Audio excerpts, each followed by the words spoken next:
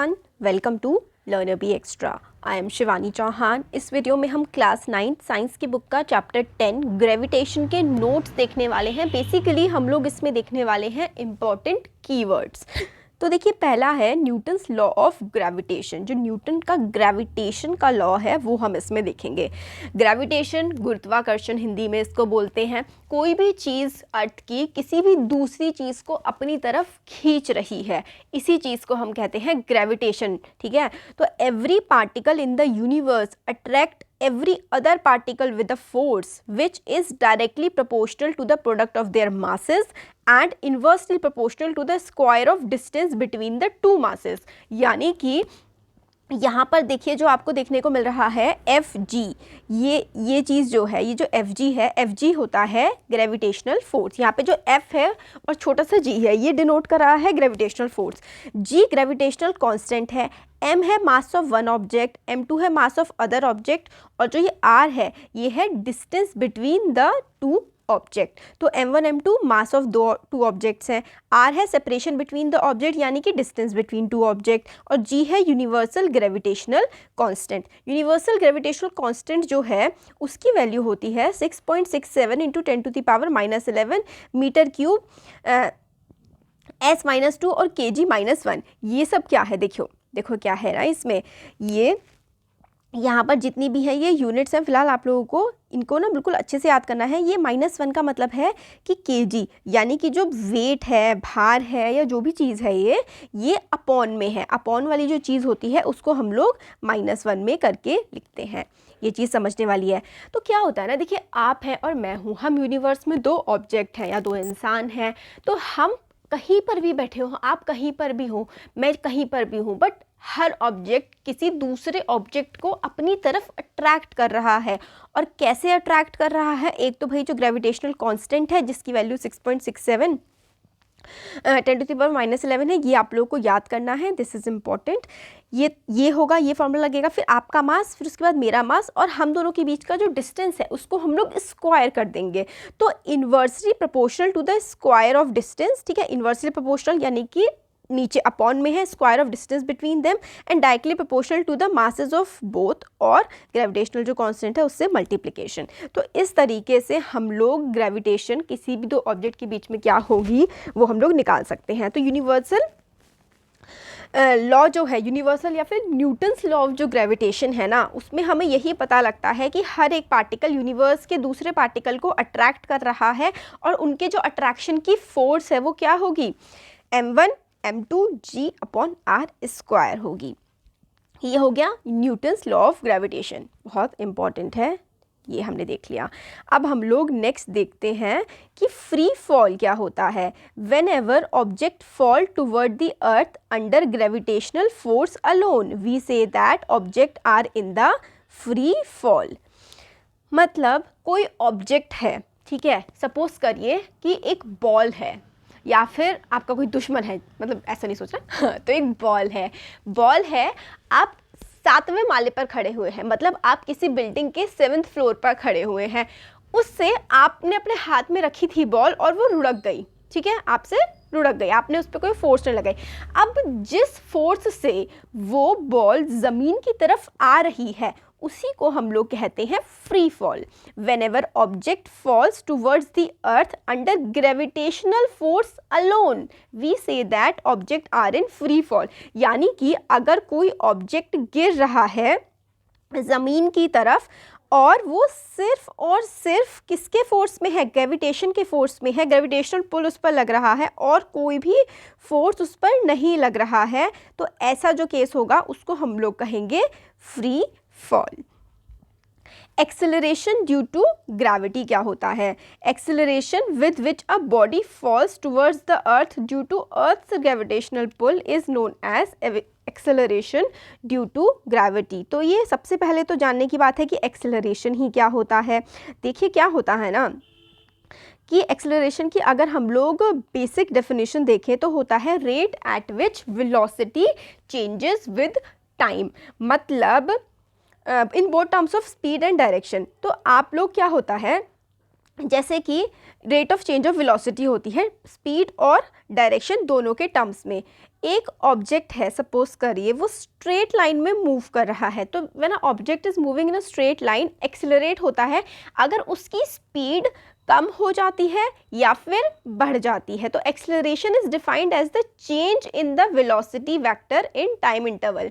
तो क्या है ना, आपकी कोई नॉर्मल सी स्पीड चल रही थी या फिर नॉर्मल सा आप लोग जा रहे थे, तो आपकी जाते जाते स्ट्रेट लाइन में अगर स्पीड कम हो जाती है या फिर बढ़ जाती है, मतलब एक्सेलरेशन हम उस चीज़ को कह देते हैं। तो एक्सेलरेशन होती है rate at which velocity changes with time, यानी कि जो आपकी वेलोसिटी थी वो समय के साथ चेंज हो रही है, मतलब टाइम तो बढ़ रहा है आगे और उसके साथ साथ आपकी जो स्पीड है, वेलोसिटी है, वो घट रही है या फिर बढ़ रही है, तो उसी चीज़ को हम लोग एक्सेलरेशन कहते हैं। तो एक्सेलरेशन ड्यू टू ग्रेविटी, जो एक्सेलरेशन ग्रेविटी की वजह से होती है उसको हम लोग एक्सेलरेशन ड्यू टू ग्रेविटी कहते हैं। एक्सेलरेशन, ये वेलोसिटी, ग्रेविटी, ये सारा का सारा हमने ना चैप्टर के टाइम पर बहुत ही अच्छे से देखा था। ठीक है, एक वीडियो मैं और अलग से ज़रूर बनाऊंगी इस पे कि एक्सेलरेशन क्या है और वेलोसिटी और स्पीड में क्या डिफरेंस है। क्या आप लोगों को पता है कि स्पीड और वेलोसिटी में क्या डिफरेंस है? अगर पता है तो कमेंट बॉक्स में बताइए, है ना। ये काफ़ी इंपॉर्टेंट है कि हम लोग को, जब मैंने चैप्टर पढ़ाया है तो काफ़ी मतलब अच्छे से इसको समझाया है आप लोगों को कि ये डिफरेंस इसका क्या होता है। तो देखते हैं पहले mass of a body is the quantity of a matter contained in it. तो मास क्या होता है? भार, घनत्व, है ना, कि हमारी बॉडी में या किसी भी बॉडी में कितना मैटर है, कितना सामान है, उसको हम लोग कहते हैं मास। और वेट क्या होता है? The weight of an object is the force with which it is attracted toward the earth. तो वेट होता है किसी भी चीज़ का कि भाई वो कितनी फोर्स से अर्थ की तरफ अट्रैक्ट हो रहा है, उसको हम लोग वेट कहते हैं। और मास होता है क्वांटिटी ऑफ मैटर, ये चीज़ हम लोग को याद रखनी है। मास होता है quantity of matter contained in a body, एक बॉडी में कितनी मैटर की क्वांटिटी है। और वेट होता है कि भाई वो जो ऑब्जेक्ट है वो अर्थ की तरफ कितना ज़्यादा अट्रैक्ट हो रहा है। हम लोग कहते हैं ना कि जब मून पे अगर हम जाएंगे तो हमारा वेट 1/6 हो जाएगा, मतलब जितना भी आपका वेट है आप उसको 6 से डिवाइड कर लीजिए, मून पर आपको उतना वेट हो जाएगा, क्योंकि मून की ग्रेविटी अर्थ की ग्रेविटी से 1/6 है। मतलब अगर जो अर्थ की ग्रेविटी है उसको अगर आप लोग 6 से डिवाइड कर देंगे तो मून की ग्रेविटी आ जाएगी। तो हमारा वेट मून पर 6 डिवाइड करके आएगा अभी के वेट से, अगर हम मून पे जाते हैं। अगर अभी आपका 60 kg वेट है तो मून पर आपका वेट होगा 10 kg, क्योंकि वहाँ पर अर्थ से 6 गुना ग्रेविटी कम है मून पर। डेंसिटी क्या होती है?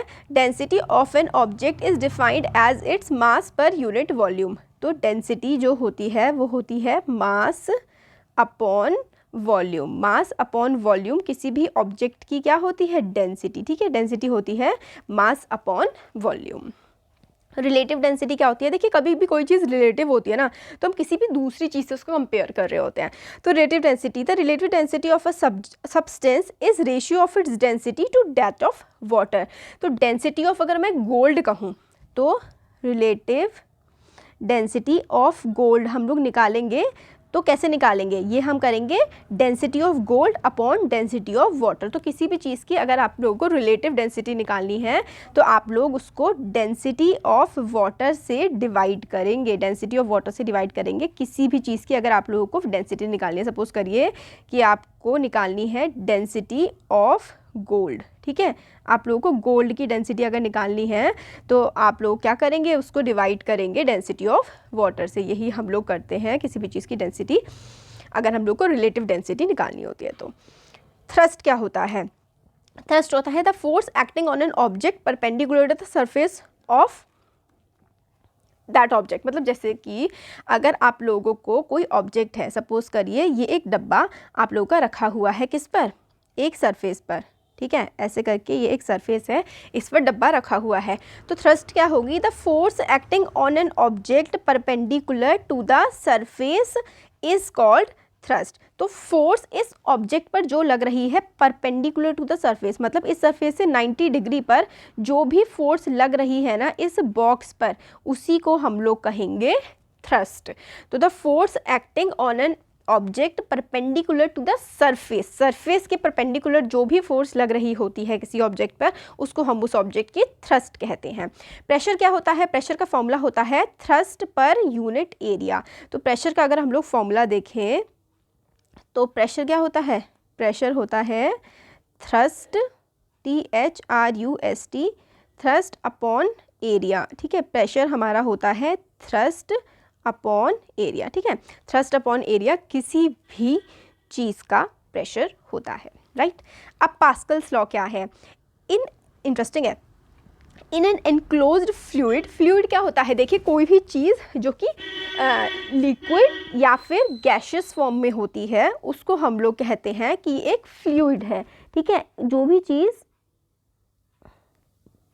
लिक्विड या फिर गैशियस फॉर्म में होती है उसको हम लोग क्या कह देते हैं कि ये फ्लूइड है। ठीक है, तो क्या होता है? In a enclosed fluid if pressure is change in any part of the fluid then this change in pressure is transmitted undiminished to all other parts of the fluid.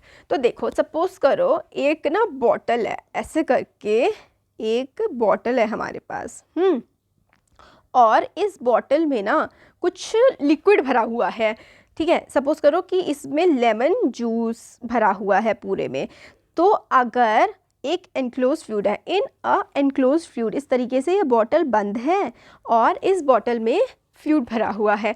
इस फ्लूइड पे अगर हम कुछ प्रेशर लगाते हैं बाहर से, तो सपोज करो इस पॉइंट पर हम लोगों ने प्रेशर लगाया, तो फ्लूइड के हमने इस पॉइंट पर प्रेशर लगाया ना, तो वो जो प्रेशर है ना वो फ्लूइड के हर एक पार्ट तक पहुंच जाता है। ठीक है, सिर्फ यहीं पर नहीं रहेगा, हर एक पार्ट में इक्वली वो ट्रांसफ़र हो जाएगा। Transmitted undiminished to all parts of the fluid, undiminished मतलब बिना कम हुए वो सारे के सारे पार्ट्स में पहुंच जाएगा। In a enclose fluid if pressure is changed in any part of the fluid then this change in pressure is transmitted undiminished to all other parts of the fluid. तो हमने यहाँ पर प्रेशर लगाया था तो वो हर एक जगह पर पहुँच जाएगा। ठीक है, ब्योयेंसी क्या होती है? When a body is partially or wholly immersed in a fluid and upward force acts on it which is called upthrust or buoyant force. देखो क्या है, when a body is partially or fully immersed in a fluid, यानी कि आप suppose करिए अपने आप को कि आप लोग एक बाथ टब में लेटे हुए हैं, आराम से उसमें पानी वानी भरा हुआ है और बस उसमें आप लोग एंजॉय कर रहे, चिल मार रहे हैं। तो उसमें क्या होगा, जब आपकी बॉडी पार्शियली या फिर फुली इमर्स्ड है उस पानी में, एक अपवर्ड फोर्स एक्ट कर रही है on it is called thrust या फिर ब्योयेंट फोर्स। यानी कि आप सपोज करिए इस बाथटब में है, ठीक है, ऐसे करके मैंने आप ऐसे करके लेटे हुए मस्त, ठीक है, खुश हैं आप। तो आप इस पे ऐसे करके लेटे हुए हैं, तो पानी पे आप फोर्स लगा रहे हैं, तो आप पर भी एक अपवर्ड फोर्स लग रही होती है पानी से, उसी को हम लोग कहते हैं बॉयंट फोर्स। ठीक है, इसी को हम लोग कहते हैं बॉयंट फोर्स। ठीक है, when a body is partially or wholly immersed in a fluid and upward force acts on it, upward force act करती है which is called upthrust or buoyant force, जिसको हम लोग अपथ्रस्ट या फिर बॉयंट फोर्स कहते हैं। जब बॉडी पार्शियली या फिर फुली किसी फ्लूइड में डूबी हुई होती है तो एक अपवर्ड ऊपर की तरफ उस पर फोर्स लगती है, उसी को हम लोग बॉयंट फोर्स कहते हैं। अब ये देखो आगे है, अब इसमें लास्ट पार्ट है इसका कि भाई आर्किमिडीज प्रिंसिपल क्या होता है। तो when a body is immersed fully or partially in a fluid it experience an upward force that is equal to the weight of the fluid displaced by it. तो buoyancy क्या होती है या फिर बॉयंट फोर्स क्या होती है कि हम लोग किसी फ्लूइड पर है या फिर कोई भी ऑब्जेक्ट किसी फ्लूइड पर है तो वो एक अपवर्ड फोर्स उस पर लगती है। अब आर्किमिडीज प्रिंसिपल ये कहता है कि जब भी कोई बॉडी फुली या फिर पार्शियली इमर्स्ड है किसी भी ऑब्जेक्ट में, तो वो एक अपवर्ड फोर्स एक्सपीरियंस करेगा, और वो जो अपवर्ड फोर्स होगी वो किसके बराबर होगी, that upward force is equal to the weight of the fluid displaced by it. मतलब आप सपोज करिए पानी में हैं, तो आप पर जो फोर्स ऊपर की तरफ लगेगी ना वो उतनी ही होगी जितना आप अपनी बॉडी से उस पानी को डिस्प्लेस कर पाएंगे या फिर हटा पाएंगे। तो जो स्विमर्स हैं वो इसीलिए ही तो तैर पाते हैं पानी में, क्योंकि उनकी जितनी बॉडी का वेट होता है ना उतना ही वो पानी डिस्प्लेस कर देते हैं, तभी वो आगे बढ़ पाते हैं। तो जब भी बॉडी इमर्स होती है पूरी तरीके से या फिर पार्शियली आधे तरीके से किसी भी फ्लूइड में, पानी में, तो वो एक अपवर्ड फोर्स एक्सपीरियंस करती है जो कि इक्वल होता है उनकी खुद की बॉडी के उतना कि जितना फोर्स, जितना पानी या जितना भी फ्लूइड वो डिस्प्लेस कर पा रहे हैं अपनी बॉडी से या फिर हटा पा रहे हैं। तो ये कुछ इंपॉर्टेंट टर्म्स हम लोगों ने देखे अभी इस वीडियो में। आगे हम कुछ और भी चीज़ें लेकर के आएंगे इस तरीके की वीडियो। अगर आपको पसंद आते हैं तो ज़रूर कमेंट बॉक्स में बताइएगा कमेंट करके, ताकि हम लोग सारे सब्जेक्ट्स के इस तरीके से और इसके भी और छोटे पॉइंट्स जो कि आप लोगों के लिए एग्जाम के लिए बहुत ज़्यादा इंपॉर्टेंट होंगे वो लेकर के आएंगे। Thank you. अच्छा लगा है तो ज़रूर चैनल को सब्सक्राइब करिए और शेयर करिए वीडियो को।